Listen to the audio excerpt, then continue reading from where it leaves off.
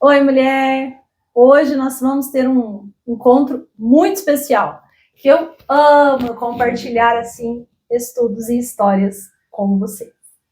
Então vamos começar.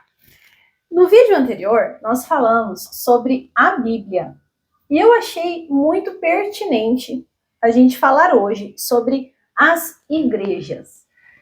Existe uma diferença entre uma e entre outra, mas existe também uma origem que é importante a gente entender. Vamos lá?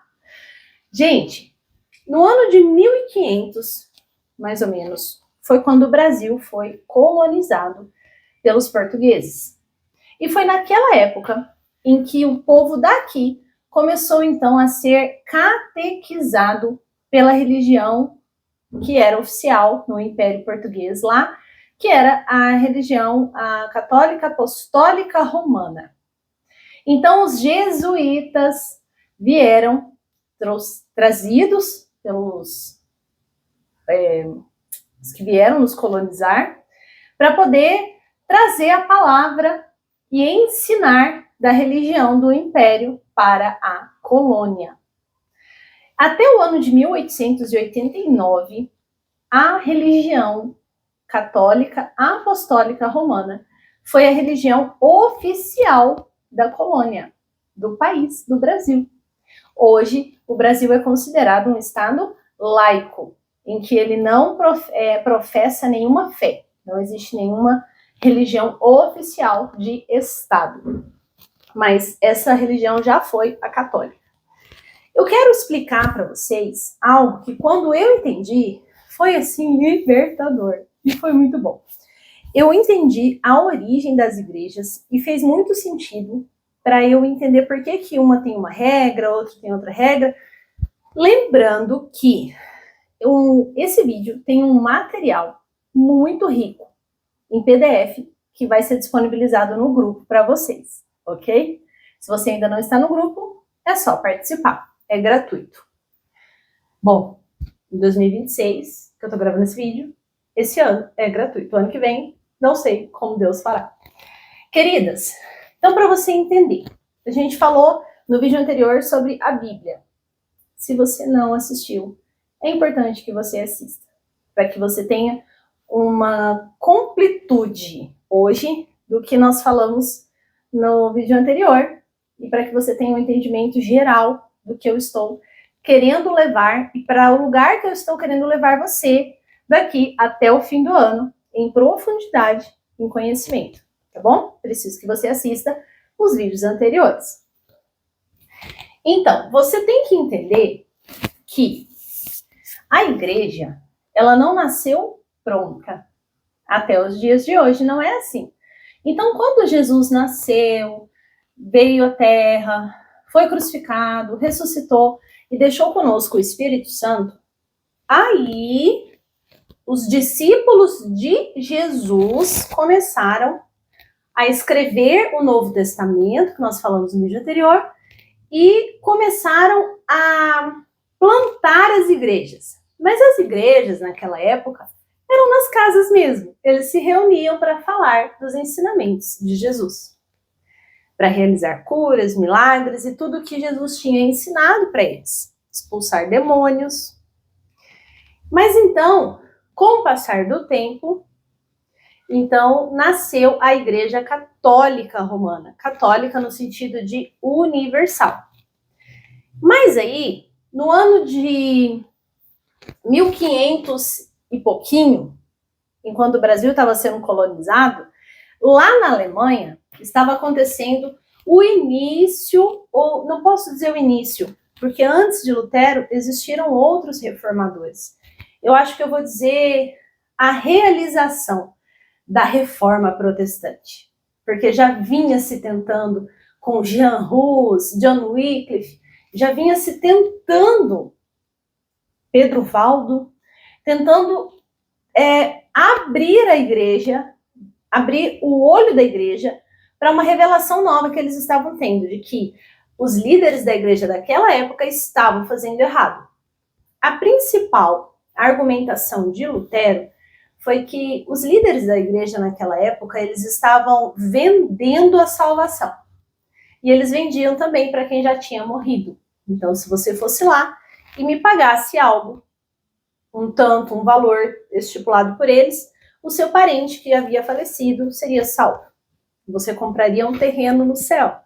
Então, Lutero, que era monge, estudioso da Bíblia naquela época, leu o Novo Testamento e ele entendeu que nós somos salvos através da graça e não através de obras. E foi aí que nós tivemos, então, o nascimento da Reforma Protestante. Quando Lutero entendeu que tudo que estava sendo feito, que ele estava fazendo, inclusive, como integrante da igreja naquela época, não estava certo. Ele teve uma nova revelação de que não eram as obras, e sim a graça que salva Cristo. Nós tivemos nessa época também da Reforma, mas isso nós temos que falar em um outro momento. Nós tivemos duas pessoas muito importantes que você já ouviu falar, com certeza, que é João Calvino e Armínio. Então, temos os calvinistas e os arminianos. Mas isso aí nós só podemos falar no outro vídeo, senão esse aqui vai ficar muito grande. É só para você entender que eles estão nesse período, ok? Então, nasceu a Igreja Luterana, porque Lutero foi, então, o nome da reforma. Ele não foi o único, mas ele foi o que a reforma levou o nome dele. Então, a Igreja Luterana, ela é a primeira igreja histórica protestante da história da igreja. Ela nasceu em 1517 na Alemanha. Lutero tinha acesso às escrituras, mas naquela época eram pouquíssimas pessoas que tinham esse acesso. E até, inclusive, as reuniões da igreja naquela época, os padres liam a Vulgata em latim, eles liam as escrituras em latim e de costa para as pessoas, em reverência à escritura. Mas isso acabava fazendo com que o ensinamento não fosse assim como é nos dias de hoje, como a gente consegue trazer a palavra, sabe, para a nossa rotina do dia a dia, como ensinamento, como conselho, como se fosse um amigo nos ajudando com aquilo, né? A Bíblia hoje ela vem te direcionar, te orientar, te aconselhar. Nessa época não acontecia isso, porque não tinha-se intimidade com as escrituras. E as pessoas não tinham as escrituras no seu idioma. E foi isso que Lutero entendeu que faltava.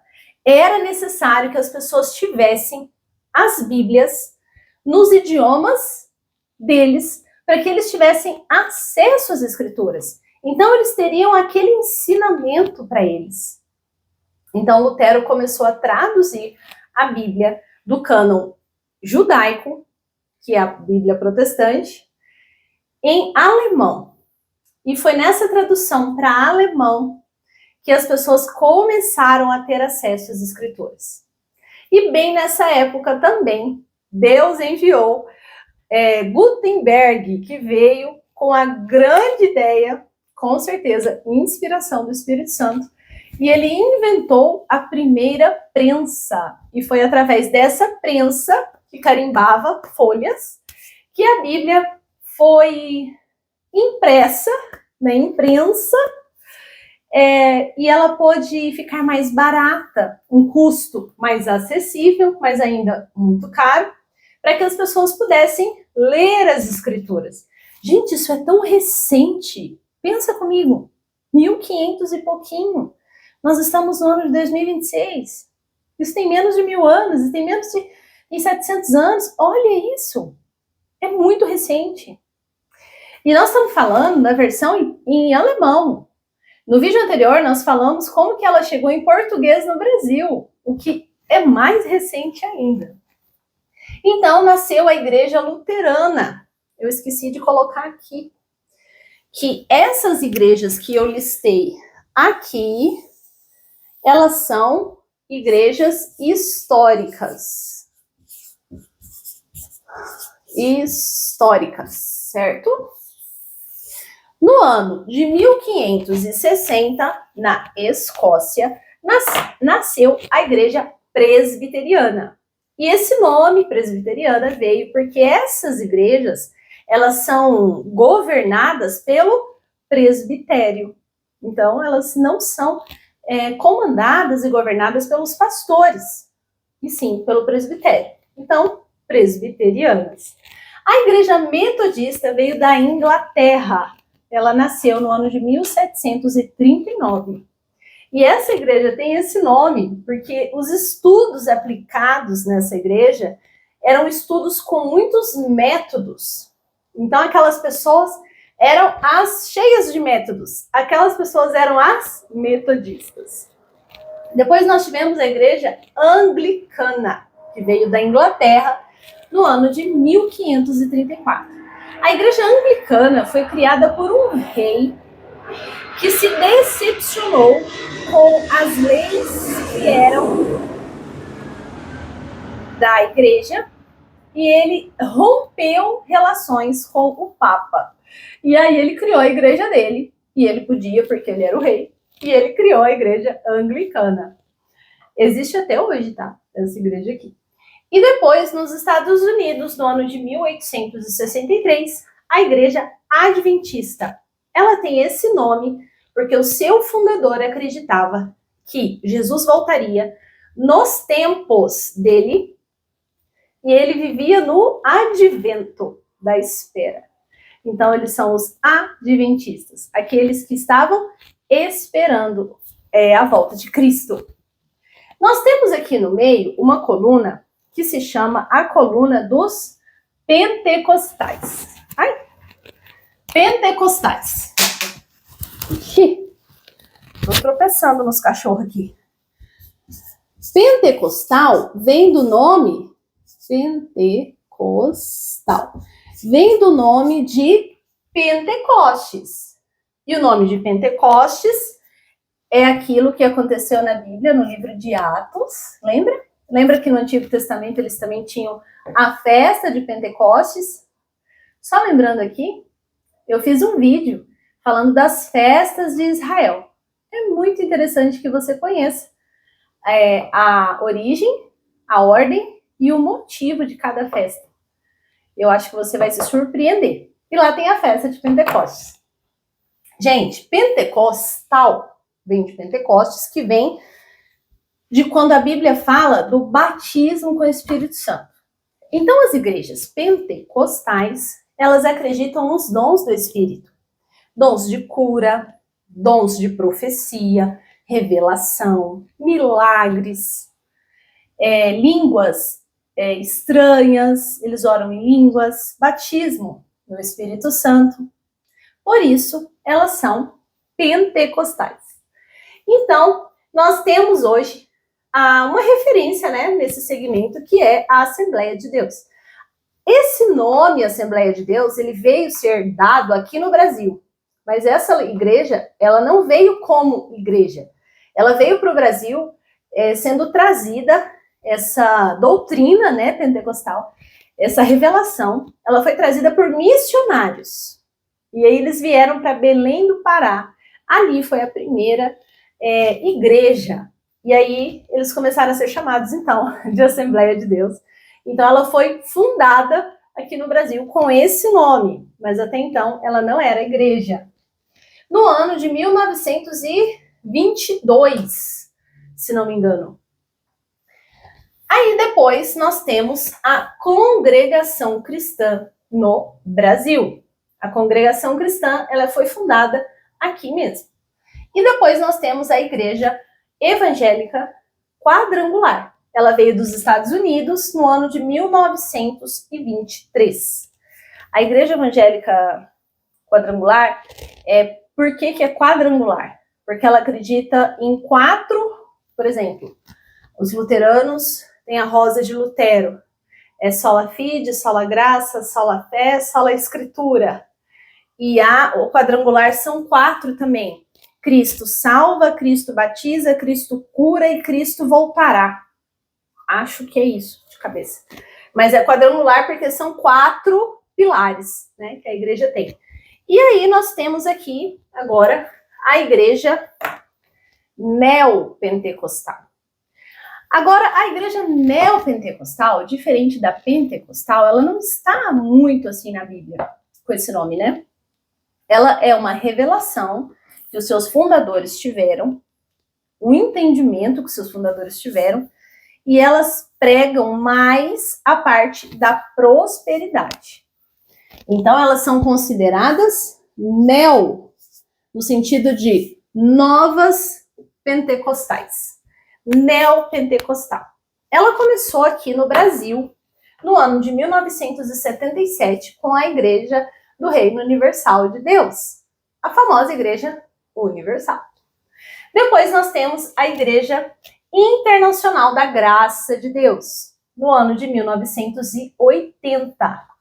Depois, em 1992, Sara Nossa Terra, uma bem famosa também. E depois, em 1998, Igreja Mundial.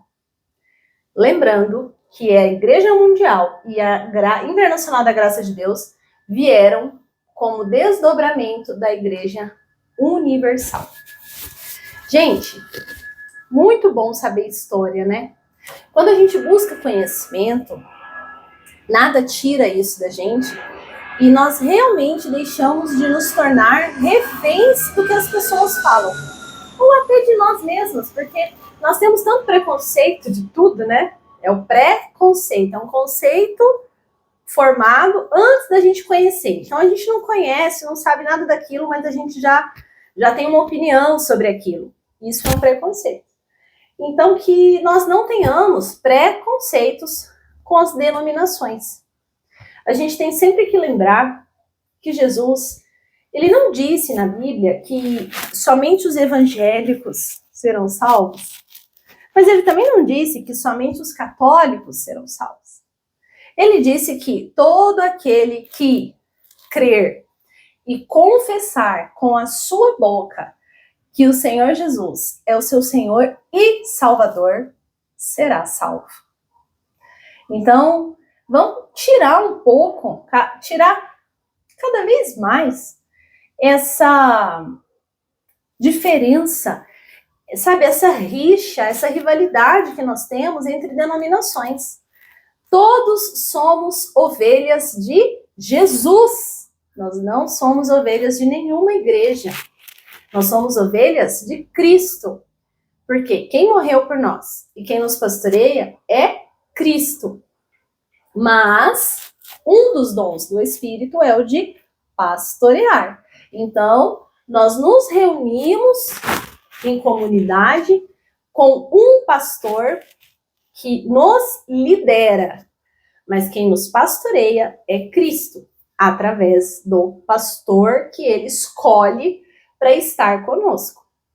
Então, tenha muito cuidado, esteja sempre com o seu coração disposto a entender que Deus não cabe na sua e nem na minha caixinha. Ele é muito maior que isso. E ele faz além porque ele é Deus. Então, a nós somente nos cabe conhecer, estudar, buscar, que ele mesmo se revelará para nós. Como a palavra dele diz, quem busca, encontra. Mas quem busca em verdade, em espírito. Ok? Queridas, um beijo. É sempre tão bom estar aqui com vocês. E te espero no próximo vídeo. Lembrando que esse vídeo tem um material PDF bem completo para quem está no grupo do WhatsApp. E que eu estou sempre aberta a sugestões de coisas que a gente pode compartilhar aqui. Às vezes você deseja me dar uma ideia, né, de algo que você tem alguma dúvida, que você gostaria que a gente conversasse sobre isso, então é só me enviar ali no WhatsApp, você tem livre acesso para isso. Então, até o próximo vídeo para a gente ler mais dessa Bíblia maravilhosa que eu amo tanto e você também. Um beijo e até o próximo vídeo.